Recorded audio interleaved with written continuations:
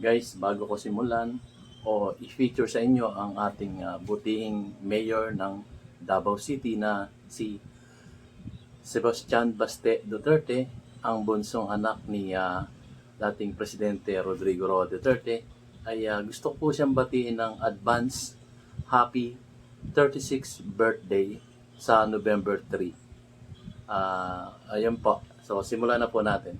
Nag-greet lang ako sa kanya ng happy birthday advance. Hi guys, magandang araw po sa inyo lahat. At ngayon naman po, ipifeature ulit natin si Mayor Baste Duterte ng Davao City. So, na-feature ko na po sa inyo kung sino siya nung hindi pa siya nanunungkulan bilang isang mayor ng Davao City. At ngayon ito, talaga naman pong totoo.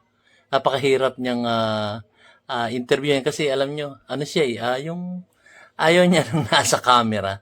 Yun ang kanyang sinabi nung una kong vlog na hindi siya masyadong nagpapa-interview. So ngayon, ito nainganyo ni Sir Chito na ma-interview siya para malaman kung ano ang mga nagagawa na niya sa Davao City bilang isang mayor. So, tunghayan po natin at ating pakinggan, medyo pabisaya po ito, kaya may subtitle.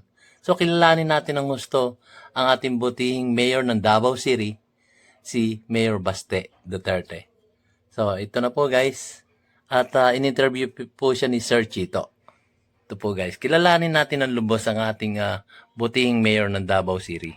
Ito po yung bunsong anak ni Tatay Digong, si Rodrigo Roa Duterte.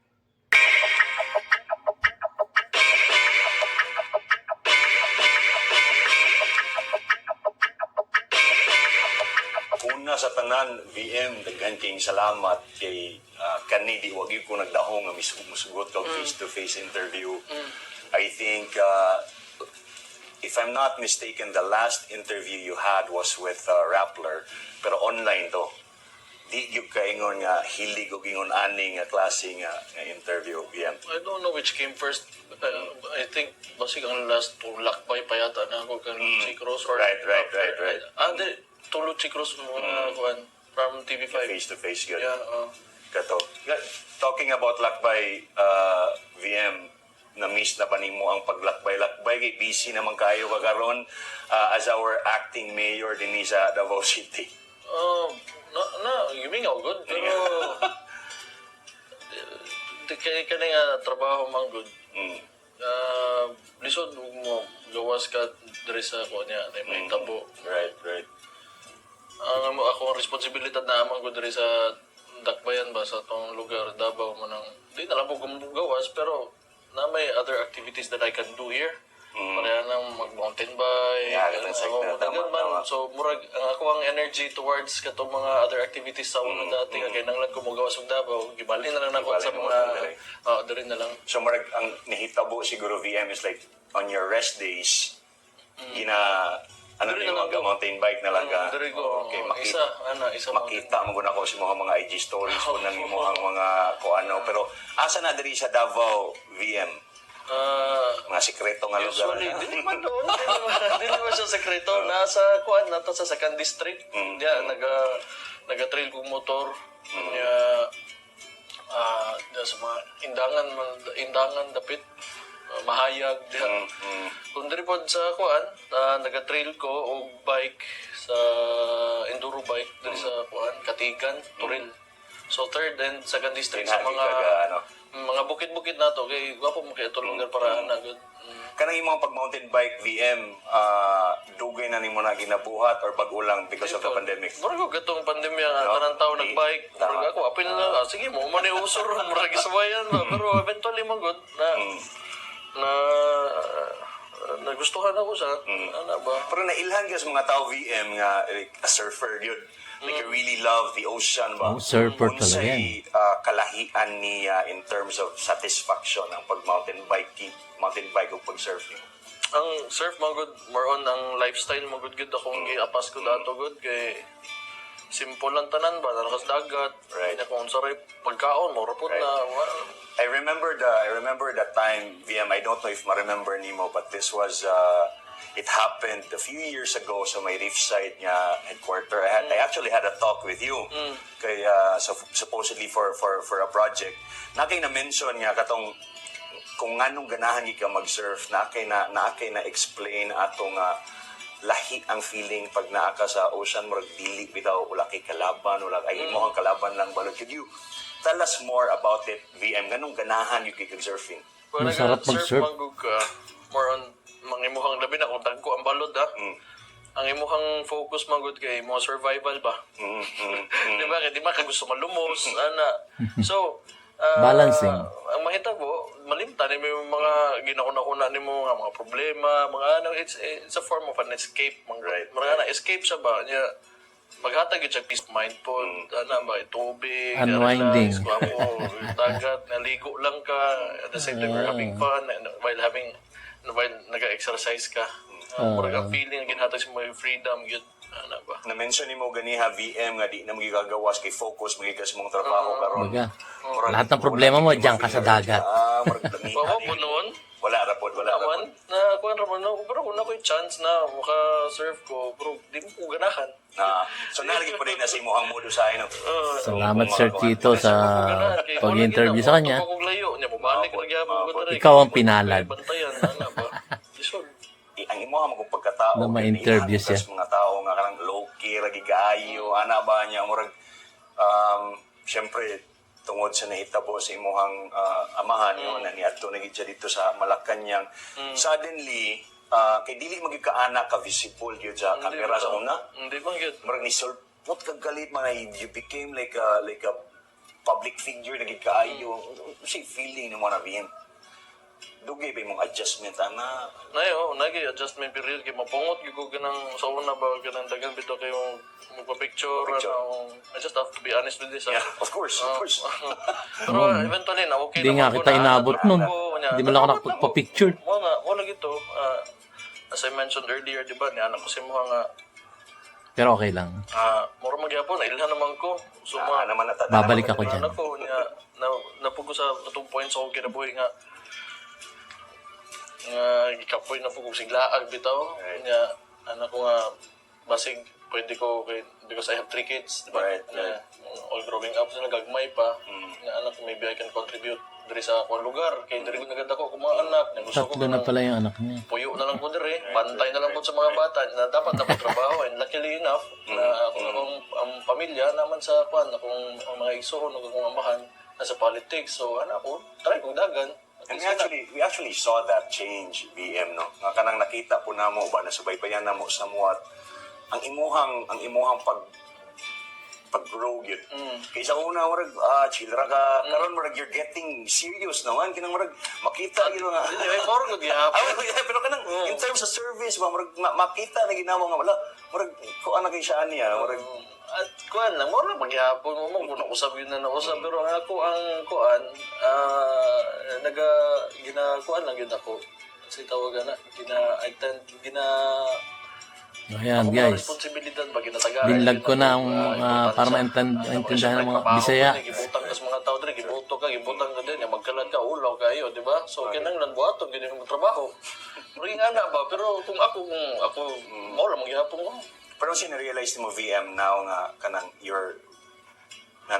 especially karon nga you're acting as our mayor. Kung sina-realize ni mo nga inagli di siya ingon ani ka sayon or nanapog kay anticipation sa una nga marag Nagyod. Kay, of course, ako ang kuan, ako igsuon, ako ang amahan, niagi pagka-executive diri sa Davao, but then kita na kayo na ako. While growing up, akong papa, mayor, so familiar na kayo ni Sako, pero lahi ginapod na mabutang yun ka nga, ikaw na yun. Well, that being said, VM, kanang growing up sa inyong pamilya ba, sa Duterte, kanang gusto lang ginamo mabalaan nga, how does it feel like growing up as a Duterte? Nga diligid kaayo palo sa mga tao. Siyempre proud. Ako di ba kayo ilado sa una? Hindi ko ganahan magkukunga ingana lang ba? Pero katong mga nakaila si mo, siyempre mahadlok. Right. Mo gina, di ba? Papanas Duterte ba ya? Mga tao mataha si mo ba. So mo pa na mo downside bitaw niya kay nabi nagmusulod kag usa ka lugar ang sayang treatment si mo lahi ba. Di ba niya? Siyempre gusto lang po nimo you want to be a part of everybody. Ana good. Pangangalagaan yung apelyido. VIP treatment, yan. Luod. Uran ko. Ganangan. Luod gyud sa ko agad. Lagi. Ganangan. Kaya mas ganahan man nimo. Mo ginano, especially pag muadto ka ganang mo gi mga tropa gay nimo kay di ba? Ang muadto ka especially sa dagat, ang imuhar gyud makahalubilo, ang perminti gyud ako na madunggan no. At testimony gyud na siya ng mga lokal gyud. Okay. Blend in gyud. Mas simple man god kay ana ba kung mo na yang batasan, mo na pud niya kung batasan, bahala ta din rin duha, ana lang god, di ba? Kay kung kuan man god, medyo doon at least dili ka kinala formal ka pero may ba, di ba? Ano ba? Di kailangan mag-pretend. So, okay na. VM, ganing imo ang relationship sa imuhang papa, si Tatay Digong, ginamang tawag, no? Imong relationship with Tatay Digong, nga naana siya dito sa Malacanang, nga grabe gid ka busy. Do you still get to talk to him ba? Usahay? Or... Oo, nagadto ko siyang balay. Kay at bang rabi may balay ana niya kanang diha bito sa Doña Luisa. Malapit Di ba? mo. Kabalo mata ng tao nga nana sa diha kanang balay sayang at bang ako man. Malapit lang. Nya mo na pag magkada mo uli sa kita may tuon ako. Storya kaon. Wala gud niya. Uli ra po tabok ra po. Bunso. Wala rin nagpag-o. Like, Wala man. wala ra. Sa una VM kanang si Tatay Digong ba kanang kung sa siya stricto kay siya sa inyo kanang Stricto gid siya. mahadlok ba ka kay Alangan. Oo, madlog eh. Madlog yun. Mo nang hawag kong likay-likay ra ko pag na ko'y kung magbugbo akong grado di ko pakita ganyan. until now Dili na po. Dili na. dili na kay kayo na Dili na. kasi Laki na paborito eh. ni Tatay Digong sa inyong tulo ni Sir Polong ni Ma'am Inday ko Si Mayor Inday, yun. Ako, siguro, tanaw na ako. Ug, si Mayor Inday, yun. anyway kini na ano naman ginato si Ma'am Mayor Inday VM no unsi mga programa nga ni Mayor Inday nga imong ipadayon or mga programa nga tutukan nimo sa imong pagka-mayor. Lahat. Halos tanan, Oh, tanan kita lahat. mismo. Lahat talaga. Kay, in the first place, Islamic Party, Right. HNP, HTL, ana ba? So, ang plataforma sa katong previous na kuan, Padayon lang. padayon lang gina sa tanan. Ana siguro yung mga bago siguro na pwede i-introduce pero gagmay kaayo kay importante man gud nga dili ka magsigdungag bitaw og trabaho nya dili nimo matiwas ang imong mga kanang mga existing na trabaho so mo na tan-aw na ko nga kinanglan nga focus ba dili kay na pay bago kay bago ta diri ani opisinahan ni dungagan po na tong mga bagong problema dili kato mga health nang gihapon mostly mga basic services gyud na kinahanglan i-deliver bitaw sa mga tao labi na tong mga wala mga marginalized nato katong kuwang katong mao mo gid trabaho pod gyud sa gobyerno dapat man god aside sa buhat og mga infrastructure ana pero kana poverty alleviation gyud kay developing country mo gud Tama. Mm. Tama. Does she give you advice usahay like ingon ani na siya? Wala ba ya? Wala ra. Wala ba ya gyud? Grabe no? Oh, nya gikan pod sa makan pa doon sa mut mo wala ko kita ng istorya na sila nya kami po wa may istorya kaayo murag ako more on nakaton na lang ko paglingkod na ako aside sa akong na-obserbahan lang sa ilaha gyud. Pero kani VM medyo mo personal lang ko gamay VM. Yan na. Abot kay Ma'am Mayor Inday Sara ba.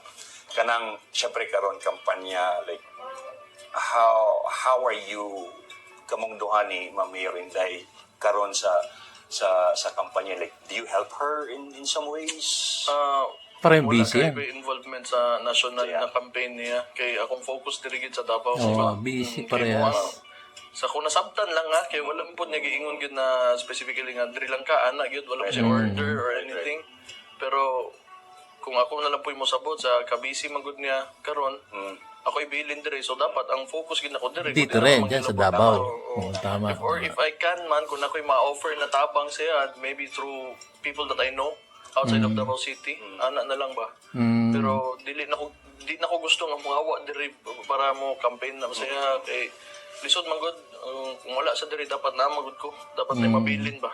Tama. Growing up with Mayor Inday, VM, close ba mong duha?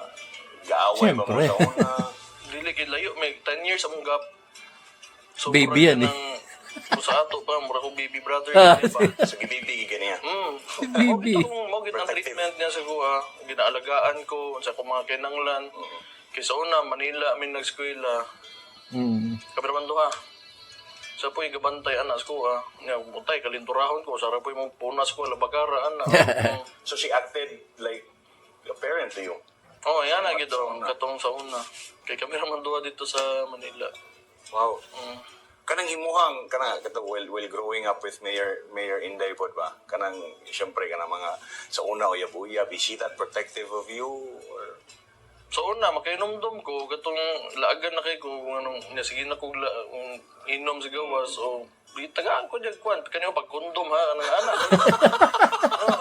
Nag-ayam pa talaga. practical mo kaya na siya nga tao yun, practical na siya niya, kapag muhatag na siya ka ng mga advice, kanang intelligent ka na advice, mga kanang kabalo ka nga, you don't get into shit that you don't want ba? Right.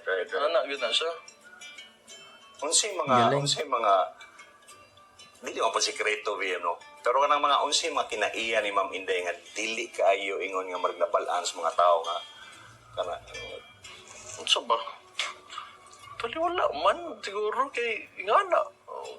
ingon ana gid siya ka tough gid sa like sa inyo ha like Dili man, or dili, basig she may appear siguro nga tough kay tough, mag-ipot na tough siya, diba? gid siya, oh. Pero, ingana lamang yun siya. Pero pag kanang, dili po ka kanang, kanang kamukha mo lang diba? kung dili po ka mag-cause o gubot siguro sa, within, sa iyakang, kuhan ba, proximity siguro, anong, wala mo kay, very light lang magkina sa nga tao, buutan man, mas turya raman po ni mo yun. sa inyo nga kanang napod na yung mga lambing-lambing moments or wala kanang Kaayo. dili kaayo Dili kayo. Naalay mga usay pag mga upog. Lasing lang. Upog, may emosyonal. ano ba yan Anak, good. Nagyapon tao, mga tao lang good gyapon nga. Kamo na mo may mga igsoon, di ba? Usay, dili mo kita ingon na mo pakita affection sa to igsoon, pero pag mga hubog ta. Laro na yung affection. Love kita ka, kuya, ate, love kita ka. Gyapon. na mag I love you hay mo pag medyo nakainom lang or napay moments na I love you. Mga Pasko, Typical Filipino Pero lambingan family mo nga, kapatid. may cheesy moments. Gatherings. Unsay dili nimo makalimtan nga experience with Mayor Yan, Inday VM as a brother. So, ano? Ano?